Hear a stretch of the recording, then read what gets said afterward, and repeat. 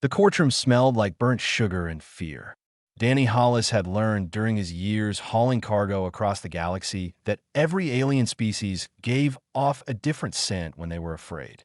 The Maluans leaked something sweet. The Yanari released a sharp chemical odor. And right now, surrounded by hundreds of aliens who had come to watch his sentencing, the air was thick with both. Danny stood in the center of a crystalline chamber, hands bound behind his back with energy cuffs. Above him, 3 Maluan judges sat on floating platforms. Their slug-like bodies glistened under the artificial lights. Commissioner Dravik, the one in the middle, had not stopped smiling since the trial began. Danny Hollis of Earth, Dravik announced, his voice echoing through translation devices. You have been found guilty of transporting Class A biological materials through restricted space. The sentence is exile. The crowd murmured. Danny had expected prison, maybe hard labor, but exile meant something worse. You will be transported to Verdaxis 7, Dravik continued, clearly enjoying himself. A Class-12 Deathworld. May your end be swift. Danny knew the planet by reputation. Every spacer did.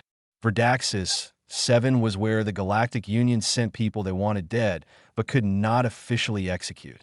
The planet had crushing gravity, toxic plants, carnivorous animals the size of buildings, and weather that could kill in minutes.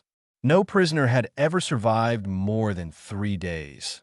The evidence against Danny had been planted. He knew it. A rival shipping company had paid someone to hide biological samples in his cargo hold, but proving that would have required money and connections he did not have. So here he stood, condemned for a crime he did not commit. Do you have any final words? Dravik asked. Danny looked up at the commissioner. Yeah, when I survive, I'm going to make you famous. The courtroom erupted in laughter. Even Dravik chuckled, his gelatinous body rippling with amusement. A human surviving Verdaxis 7? Impossible. 2 hours later, Danny sat in a drop pod, falling through atmosphere. The metal shell shook violently as it punched through clouds of orange and red. Through the small window, he could see nothing but fire and smoke. The pod hit the ground hard. Danny's teeth rattled. Warning lights flashed everywhere. Then the door blew open, and the air of Verdaxis 7 rushed. He hit him like a drug. The oxygen content was higher than Earth's atmosphere. Much higher. Danny felt slightly dizzy, slightly drunk, and incredibly alive. He stepped out of the pod, and his legs immediately felt the pull of heavier gravity. About 40% stronger than Earth, he guessed. His knees would hurt by tonight. The jungle around him was beautiful and terrifying. Trees the color of blood rose hundreds of meters into the sky. Their leaves were sharp enough to cut skin. Strange sounds filled the air. Clicking, growling. Something that might have been screaming that a creature burst from the undergrowth. It was the size of a small car, covered in armored plates, with a mouth full of teeth designed for tearing meat. It charged straight at Danny, but he did not run. Running from predators usually triggered chase instincts. Instead, Danny stepped sideways at the last moment. The creature's momentum carried it past him and into a tree. It shook its head, confused, then wandered off to find easier prey. Danny let out a long breath. Okay, that was close. He examined his surroundings more carefully now. The survival kit the Union had given him was designed for Maluan physiology. Useless. The food packets would make him sick. The shelter materials would not hold in this gravity. The medical supplies were for creatures without bones, but Danny had been camping since he was a child. He had hiked through the Australian outback, the Amazon rainforest, and the frozen mountains of Siberia. Verdaxis 7 was dangerous, yes, but it was also just another wilderness. And wilderness could be survived that he found a rocky outcrop that would provide shelter from above. The stone would hold his weight and keep predators from attacking while he slept. He gathered branches and leaves, testing each one for toxicity by rubbing them on his skin and waiting. Most caused no reaction. A few made his skin tingle. Those he avoided. By sunset, Danny had built a basic shelter. By nightfall, he had started a fire using friction and dry materials. The flames would keep most predators away. The smoke would mask his scent. He sat by the fire, and looked up at the sky. 3 moons were rising, each a different color: blue, green, and pale gold. They cast strange shadows across the jungle. In the distance, lightning flashed inside massive clouds. Danny pulled out the emergency beacon from his survival kit. It was designed to send distress signals that would never be answered, but it also had a basic recording function. He pointed it at himself and pressed the button. "Day 1 on Verdaxis 7, he said, keeping his voice casual. "First impressions? High oxygen makes everything feel a bit floaty. Gravity is heavy but manageable. Wildlife is aggressive but predictable. Overall, reminds me of camping in Australia, except the spiders here are probably smaller." He paused, looking around at the alien jungle. "The Union sent me here to die, but I have to say, the views are incredible. 3 moons rising at once. You do not get that on Earth." He smiled at the camera. "Let me show you around. Tomorrow, I'm going to find water and food. Maybe make some friends. Who knows? This might turn out to be the adventure of a lifetime." He ended the recording and set the beacon to transmit on all open frequencies. Somewhere out there, someone might be listening. Danny Hollis lay down in his shelter, listening to the sounds of an alien world trying to kill him, and fell asleep with a smile on his face. The vacation had begun. Supervisor Prill had watched 17 prisoners die on Verdaxis 7. She remembered each one. A Taurani merchant who lasted 6 hours.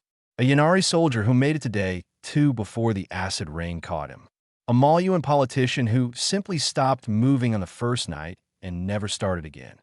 Now she sat at her monitoring station on the orbital platform above the planet, watching something impossible. The human was still alive. Not just alive, he was thriving. "This cannot be correct," she muttered, adjusting her 4 arms across the control panels. Her compound eyes studied the data streams. Heat signature strong and steady. Movement patterns suggesting purpose, not panic. Biological readings indicating health, not declined. At IT had been 7 days. Prill pulled up the visual feed and watched Danny Hollis carry a bundle of sticks toward a structure that had not existed yesterday. He had built a shelter during his first night. Then he had expanded it. Now it had multiple rooms, a covered area for food storage, and what appeared to be a raised platform for watching the sky. A small predator trotted beside him. Prill recognized the species. Rock runners, they were called. Pack hunters. Vicious, fast, and responsible for killing at least 3 previous exiles. This one was following the human like a pet. He named it, Prill whispered, pulling up audio from the human's latest transmission. He called it Buddy. She played the recording. Danny sat by his fire, Buddy curled up nearby, speaking into the beacon camera with a relaxed smile. "Week 1 complete," Danny said in the video. "Build a proper camp now. Found a freshwater source in some caves about 2 kilometers east. The water is clean after filtering through limestone. Cold and sweet. Better than anything I drank on cargo stations." He held up something that looked like grilled meat. "Local wildlife is edible if you know how to prepare it. This is Rockrunner flank. Buddy's family was not happy when I took it, but they have learned to respect the fire. Speaking of which, tonight's weather report shows another electrical storm coming in from the west. Should be beautiful. I will set up the camera on the viewing deck." Prill stopped the recording. Viewing deck. The human had built a viewing deck on a Class-12 Deathworld. Meanwhile, 12 star systems away, a young Taurani journalist named Geth was scanning communication frequencies for interesting stories. She worked for an independent news network, always looking for content that the major outlets would not touch. Her feathered crest rose when she intercepted the signal that a human. On Verdaxis 7, recording video blogs like he was on vacation. Geth watched the first recording, then the second, then all 7 days of content. By the end, her heart was racing. This was the story of a lifetime. She uploaded the videos to an underground sharing network. Within hours, they had 10,000 views. Within days, 100,000. Within a week, 1 million beings across the galaxy were watching Danny Hollis survive the unsurvivable. The comments flooded in. Some viewers were horrified. Some were fascinated. Many were both. "How is this possible? Humans are insane. He pet the thing that tried to eat him. I cannot stop watching." Get started building a profile on Danny. She dug into his criminal case and found things that did not add up. The evidence was too clean. The trial was too fast. Someone had wanted this human gone, and they had used the system to do it. Back on Verdaxis 7, Danny remained unaware of his growing fame. He was too busy improving his situation to worry about anything else. That he had discovered that several plants toxic to galactic species were perfectly safe for human consumption. Some were even nutritious. He gathered them, tested them carefully, and added them to his diet. Protein from hunting, vegetables from foraging, clean water from the caves. He was eating better than he had on most space stations. The predators were learning to avoid him. The first week had involved several close encounters, but Danny had fought back every time. He used fire, noise, and terrain to his advantage. He set traps around his camp. He established himself as something dangerous, something not worth the effort of attacking, but he helped. The Rock Runner had been the smallest of its pack, often bullied by the others. Danny had started feeding it scraps, and the creature had decided that this strange two-legged thing was a better pack than its own kind. Now it slept at Danny's feet and growled at anything that came too close. Day 14, Danny recorded, sitting on his viewing deck as lightning danced across the sky. 2 weeks in, I will not lie, there have been some rough moments. The acid rain on day 4 nearly got me. Had to spend 30 hours in the caves waiting it out. Lost most of my first shelter, but I rebuilt and I learned. He gestured at the storm. Look at that. 3 different types of lightning, all different colors. The atmospheric chemistry here creates something I have never seen anywhere else. Scientists would kill for this data. Tourists would pay fortunes for this view. He paused, an idea forming. Tourists, he repeated. Huh, that is interesting. On the orbital platform, Supervisor Prill watched the transmission end. She had started looking forward to these videos. The human's optimism was strange, almost infectious. She found herself hoping he would survive another day, then another. In his office on the Union Capital World, Commissioner Dravik received an alert. Danny Hollis's transmissions had been viewed across 12 star systems. The human's face was becoming recognized. His story was spreading. Dravik watched one video and felt his blood run cold. The human was smiling, thriving, making the Galactic Union look like fools. This could not continue. Dravik began making calls to people who specialized in problems that needed to disappear quietly. The exile had become an embarrassment. It was time to end it. 47 representatives sat in the Galactic Council chamber, and none of them could agree on what to do about the human. He must be extracted immediately, demanded the Torani ambassador. This makes a mockery of our justice system. Extraction would violate exile protocols, countered a Maluan delegate. The sentence was legal. We cannot simply undo it because the prisoner refuses to die. Perhaps we should suppress the videos, suggested another voice. Remove them from the networks. Pretend this never happened. Too late, said a Yanari council member. The recordings have been copied millions of times. The human has followers across the galaxy. Suppression would only draw more attention. The council argued for 3 hours without resolution. Meanwhile, 30,000 light years away, Danny Hollis was building a ladder. He had spent the morning harvesting vines from a species of climbing plant that grew along the cliff faces near his camp. The vines were strong, flexible, and did not seem to irritate human skin. Perfect for rope. Perfect for climbing gear. The northern mountains had been calling to him since his first week on Verdaxis 7. They rose like jagged teeth against the horizon, snow-capped and mysterious. According to the scattered data in his survival kit, no living thing had ever mapped those peaks. They were considered too dangerous even for this already deadly planet. Danny wanted to see them. Big announcement today, he recorded, Buddy sitting attentively beside him. I'm going on a trip. The northern mountains are about 200 kilometers from here. That is a long walk through some of the most dangerous terrain on the planet. Carnivores, weather, terrain that could kill you in 100 different ways. He grinned at the camera. Sounds like fun, right? I am calling it the Verdaxis Trek. Should take me about 3 weeks if nothing goes wrong. Probably longer when something does. I will be recording the whole journey. Think of it as a wilderness adventure documentary. He held up a pack he had constructed from animal hides and plant fibers. Supplies for the road: dried meat, preserved plants, fire-starting materials, basic medical supplies. I have made this trip mentally about 50 times. Now, it's time to do it for real. Wish me luck. Across the galaxy, Geth watched the announcement with her heart pounding. This was either the bravest or the stupidest thing she had ever witnessed. Probably both. Her documentary was coming together.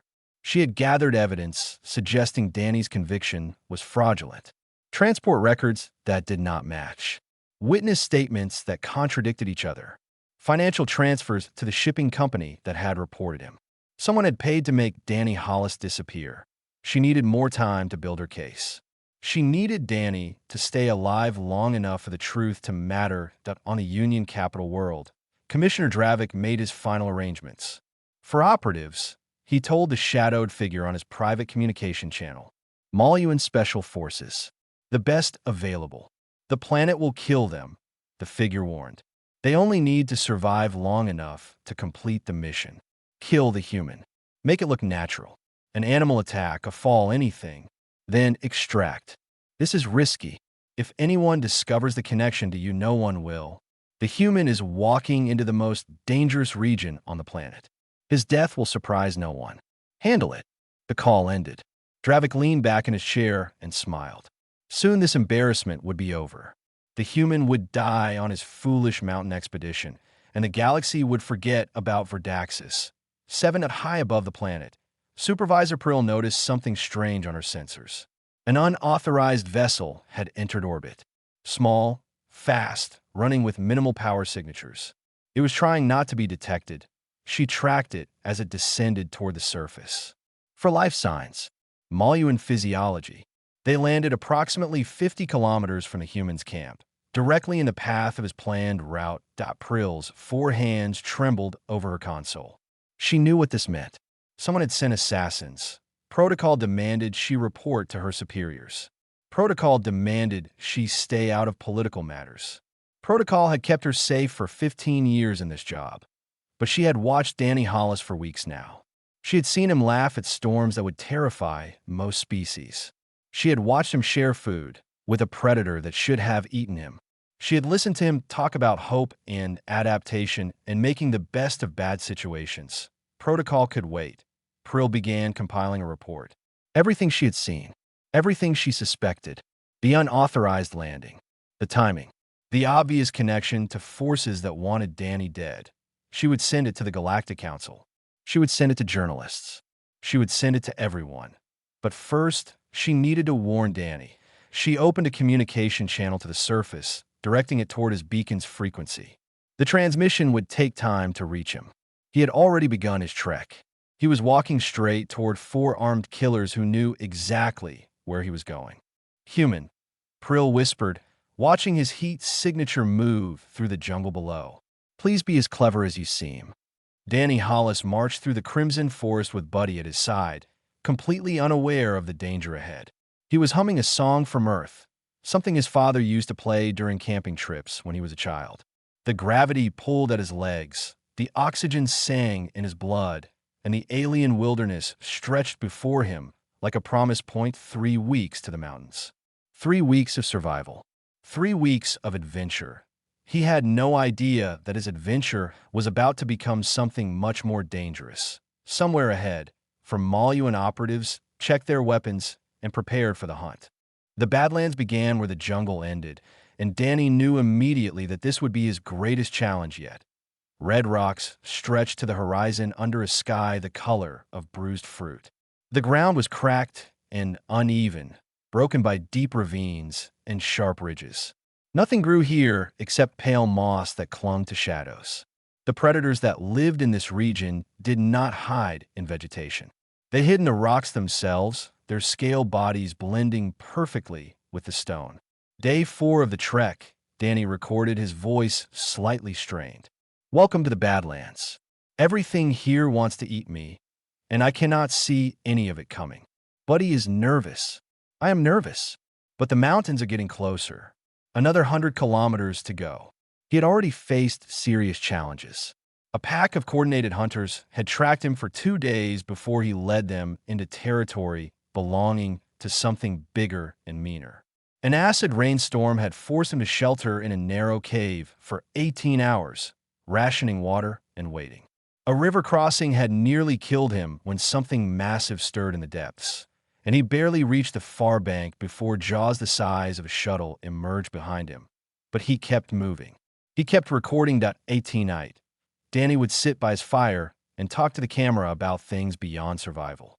He spoke about Earth, about the forests he had hiked as a child, about his parents, who had taught him that nature was not an enemy to defeat, but a puzzle to solve, about the cargo hauling job that had taken him across the galaxy, showing him wonders he never imagined.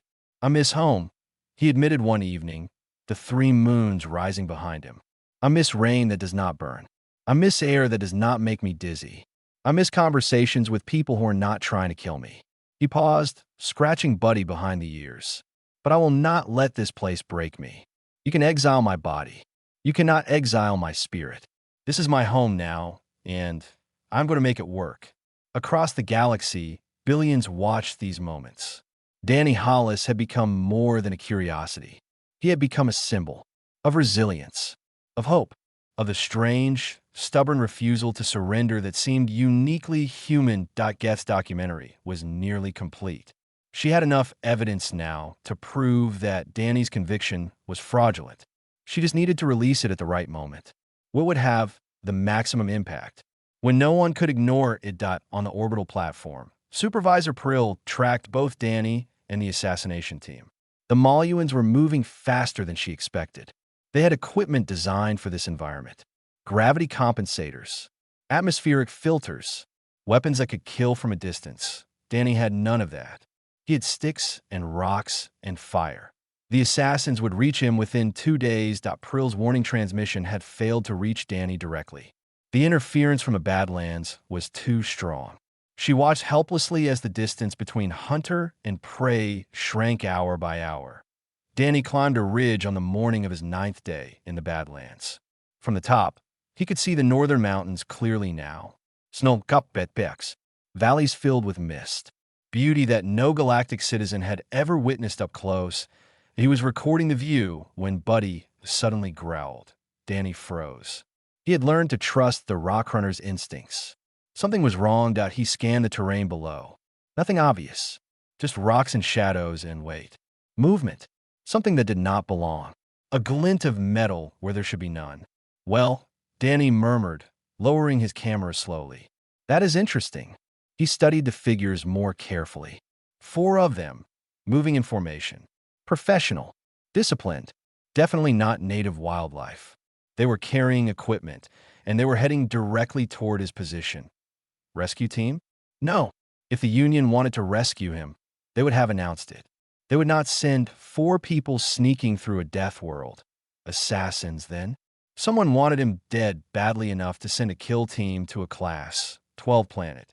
Danny felt fear, but it was distant, muted. He had faced death every day for weeks.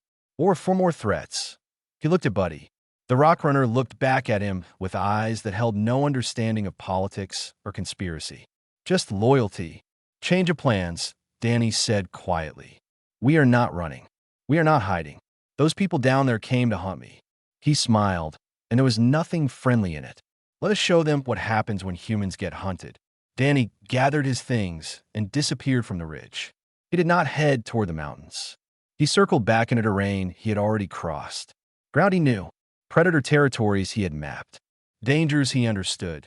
The hunters became the hunted. Danny spent the next day preparing. He set traps using techniques he had perfected over weeks of survival. He marked paths that would lead to deadly encounters. He found a cave system that wound through the cliffs like a maze. On the evening of the 10th day, he sat in a concealed position and watched the assassination team make camp below. They were confident. Why would they not be? They had superior weapons, superior equipment, superior numbers. They did not understand that on Verdaxis 7, none of that mattered. This was Danny's world now, and he was about to prove it. He began recording one more time, his voice barely a whisper. "To whoever sent you, I know you were watching. I know you wanted me dead. But you made a mistake. You sent soldiers to fight a wilderness.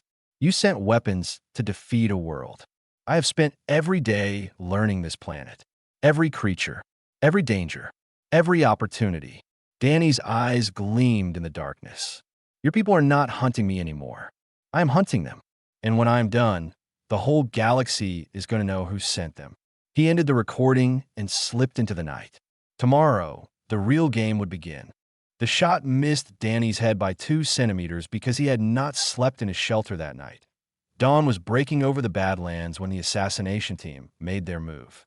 They had surrounded his camp during darkness, positioned themselves for a perfect kill, and fired the moment enough light touched the sleeping form in the makeshift bed. But the sleeping form was Buddy, curled under a pile of blankets. Danny had left hours ago. The leader of the strike team, a Maluan named Voss, cursed in 3 languages. Find him. Now. They spread out a search. That was their first mistake. The operative called Krell moved through a narrow ravine, weapon ready, sensor equipment scanning for heat signatures. He was a professional. 15 years of special operations. Dozens of successful eliminations that he never saw the ropes stretched across the path at ankle height. Krell tripped, stumbled forward, and triggered a cascade of loose rocks that Danny had carefully prepared. The Maluan scrambled to escape, but the rocks drove him toward a crevice where something massive waited. Something with too many legs and a hunger that never stopped. Krell's screams echoed across the Badlands for nearly a minute before going silent. The second operative, Dren, heard the screams and rushed to help. Danny had counted on that. He had studied pack behavior for weeks. He knew how groups responded to distress calls. Dren ran straight into a feeding territory that Danny had marked on his mental map days ago. The creatures there did not appreciate intruders. Dren managed to fire his weapon twice before the swarm took him .2 down. 2 to go. Voss and the final operative, a younger Maluan named Set, regrouped at their original position. They were scared now. The confident hunters had become nervous prey. The human is playing games with us, Set said, his voice trembling. Then we stopped playing, Voss replied. He activated his communication device. Orbital support. We need extraction coordinates and thermal scanning. The target is more capable than expected. No response. The Badlands interference was blocking their signal. They were alone. Danny watched them from a cliff above. He had been waiting for this moment. 2 opponents, frightened and frustrated, in unfamiliar territory. He could have killed them both with traps. He could have led them to 100 different deaths. But Danny wanted something more valuable than their lives. He wanted the truth. Looking for me? He called out. Both Maluan spun toward his voice, weapons raised. Danny stood on the rocks above them, unarmed, completely exposed. Buddy sat beside him, growling softly. Do not move, Voss commanded. You are under arrest for resisting Union authority. Danny laughed. I'm already exiled. What are you going to do? Exile me harder. We are here to bring you to justice. No, you are here to kill me and make it look like an accident. I know who sent you. I just want you to say it. Voss hesitated. Set's weapon wavered. This planet has been recording everything, Danny continued. Every word, every action. My beacon has been transmitting since day 1. Millions of people are watching right now. So please, tell them who ordered this operation. Voss realized the trap too late. Even if he killed Danny now, the human had already won. The galaxy was watching. The truth would come out regardless. But Voss was a professional. He raised his weapon anyway. Danny whistled. A sharp, specific sound he had practiced for weeks. Buddy leaped from the cliff, not at Voss, but at Set. The young Maluan panicked and fired wildly. Danny dropped to the ground as shots flew overhead. Set stumbled backward, tripped over his own feet, and fell into a ravine. Voss found himself alone, facing a human who had just eliminated his entire team without using a single weapon. Last chance, Danny said, rising slowly. Tell the truth. Who sent you? The Maluan fired. Danny moved. Not fast enough to dodge a bullet, but fast enough to reach cover behind a rock formation. Voss fired again and again, advancing on the position. When he rounded the rock, Danny was gone. Then something hit Voss from behind. Hard. His weapon flew from his grip. He tried to rise, but knee pressed into his back. pinning him to the ground. I grew up wrestling with my brothers, Danny said calmly. 3 of them, all bigger than me. You learn to fight dirty when you were the small one. Voss struggled, but human hands were stronger than they looked. The gravity that crushed other species had made Danny's muscles denser, harder. He had spent weeks hauling rocks and climbing cliffs. He was not the same man who had arrived on Verdaxis 7. The camera is rolling, Danny said. Talk. Voss said nothing. Danny leaned closer. Your team is gone.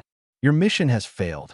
You can die here alone on a planet that nobody cares about, where you could tell the truth and maybe, just maybe, survive long enough to face real justice. Choose. Silence stretched for a long moment. Then Voss began to talk. He told Danny everything. Commissioner Dravik's orders. The payment. The cover-up planned for Danny's death. All of it recorded live, broadcast across the galaxy. When Voss finished, Danny stood up and stepped back. Thank you, he said.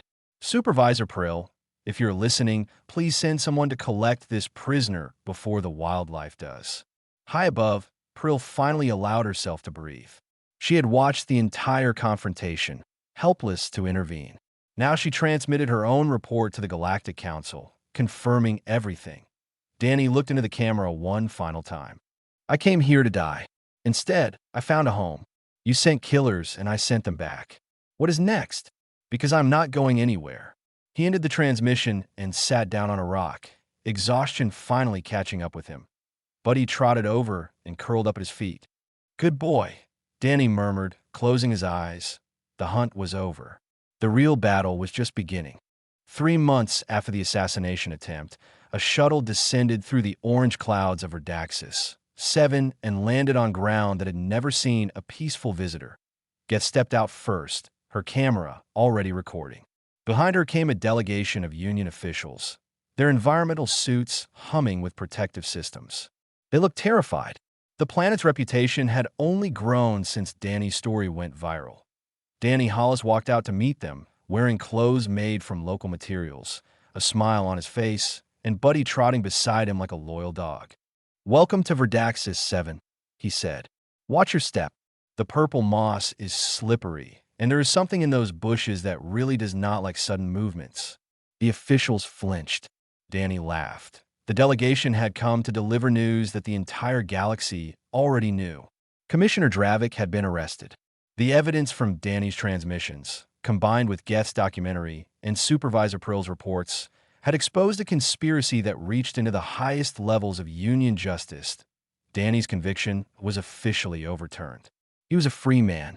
He could return to Earth, resume his career, start over. We have arranged transport to any world of your choosing, the lead delegate announced. Full citizenship restoration, compensation for wrongful exile. The Union deeply regrets this miscarriage of justice. Danny nodded politely.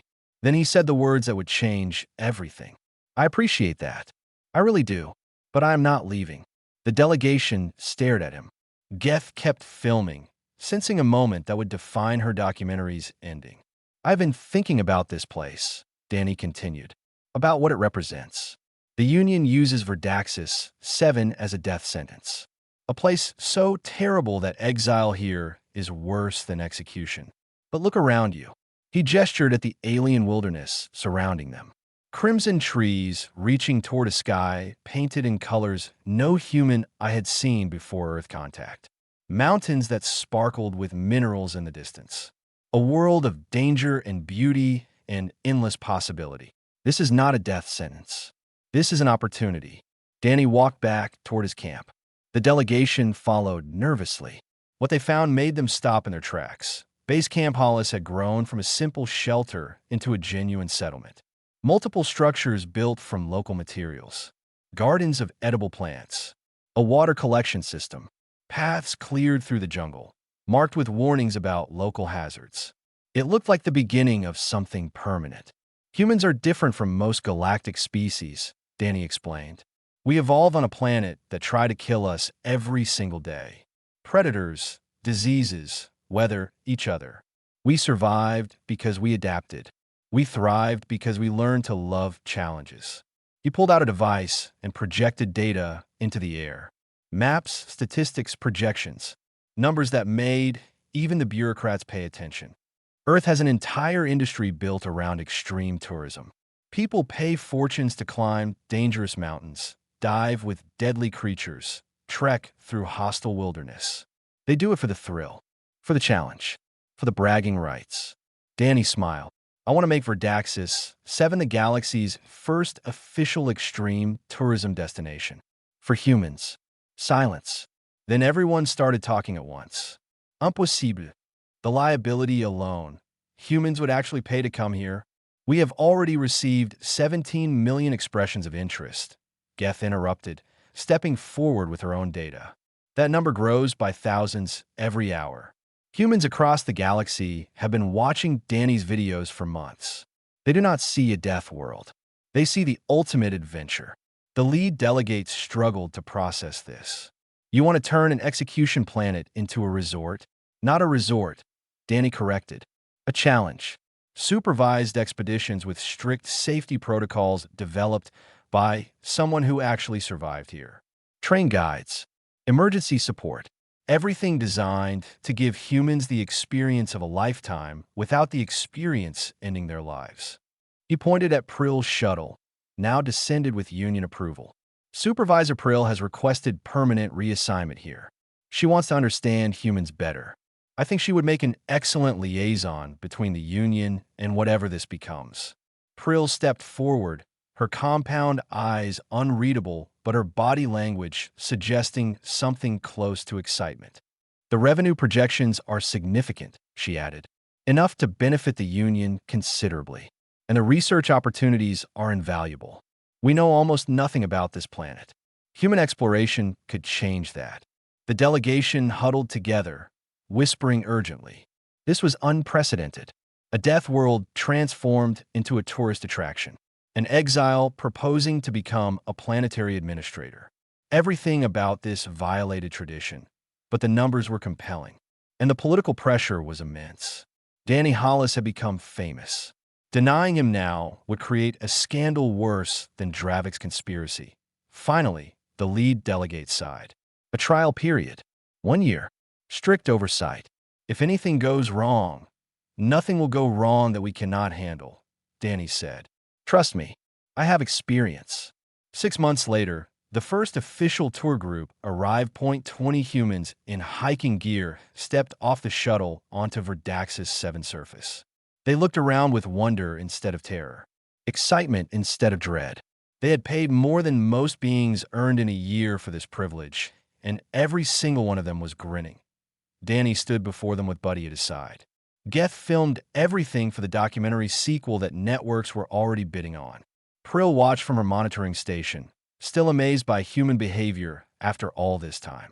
Welcome to Verdaxis 7, Danny announced. The galaxy's newest adventure destination. A few ground rules before we begin. Stay with the group at all times. Do not pet anything with more than 6 legs. Do not eat anything unless I say it is safe. And if something charges at you, do not run. Running is how you become lunch. He paused, letting that sink in. Most importantly, enjoy the experience. This planet tried to kill me for months. Now it is my home, and for the next 2 weeks, it is your adventure. He turned and led them toward the trailhead. The crimson jungle waited ahead, full of dangers and wonders in equal measure. Watch for the purple moss, Danny called over his shoulder. And keep your eyes on the sky. The sunset from the first campsite is something you will never forget.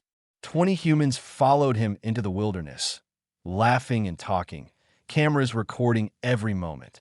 Above them, 3 moons began to rise. Danny Hollis had been exiled to die. Instead, he had built something new, and this was only the beginning.